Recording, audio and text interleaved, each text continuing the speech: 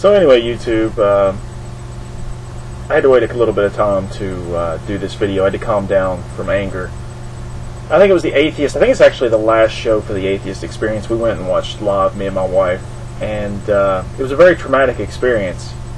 I wouldn't necessarily call him an idol, but I'm definitely a fan of Matt Dillahunty and the whole group of group speakers or hosts at the Atheist Experience.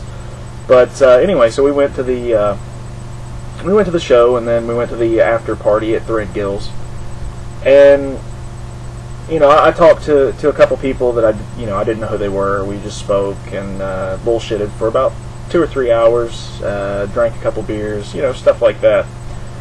And that's not really the important story. The important story is, so everybody's cleared out, and Matt Dillahunty is, I guess, gathering up checks or something to make sure everything's paid for. And he comes over and he sits by us, and we're sitting there talking and stuff. And I'm asking him like legitimate questions about the show and stuff, and you know, doing the super fantabulous intellectual speaking and that kind of thing. And we get into, somehow we got to, I got robbed the first time I came to Austin, the first travel assignment. I think it was in 2007. It was at a Walmart parking lot at like 4 in the morning. And me and my wife, luckily, had only been in there for like 15 minutes. We just had to get something, get out, and we were good. So we come out, and I'm looking out, and I'm looking at a truck that looks like ours, and I'm like, that looks like our truck. That looks like there's somebody in our truck. Oh, fuck, there is somebody in the truck. So I look back, and I'm like, honey, call the cops, get security. And I rush out there, and I grabbed the dude out of the, he had got my radio out, and he was putting all these tools back up. But anyway, okay, I'm going to go finish this real quick. This is how nice a guy I am. I told the guy, as I'm holding him up against the truck, that, okay, look, dude, we can do this the easy way or the hard way. You can put my radio back the way it came, and we won't call the cops, and everything will be cool. Or you can go to jail. He's like, what radio? So he went to jail.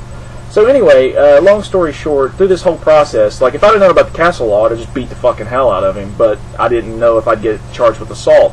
And all the Walmart gangster employees were just sitting around in a circle just watching me trying to manhandle this guy who's actually bigger than I am.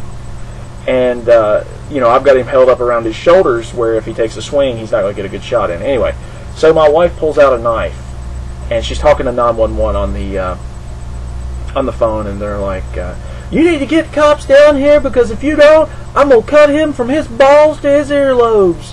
And you know, the 911 operator's like, ma'am, do you have a knife? You're goddamn right, I got a knife, but if he tries to hurt my husband, I'll kill him. So anyway, so she's going all redneck trailer trash on him. And I hear her talking, and I'm kind of looking back while I'm trying to struggle with this dude, hold him in place, keep him from running away, or getting back in his car, which was next door, anyway, it was right next to ours. So I looked down underneath me, like to my left or my right, I don't remember which way it was, but she actually has a knife, and she's just like, ee, ee, ee, and she's like, she could have stabbed me if he'd have pushed me back. But anyway, so the cops get called, the dude goes to jail, end of story.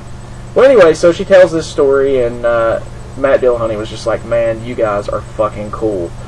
And I was traumatized because, you know, I did all the work. She just did the crazy, you know, I'm just a girl stuff. So anyway, so he just reaches out and he fist bumps her. He fist bumped at her. And it crushed me. And I still haven't gotten over it.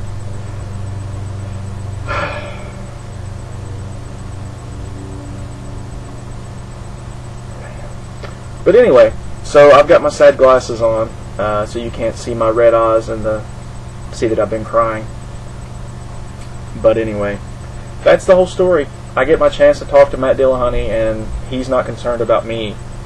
He's concerned about some chick who's got her titties all hanging out and fist bumps her. Not that I blame him, but makes me a sad panda. A very sad panda. See? I'm a sad panda. Oogie, oogie, oogie.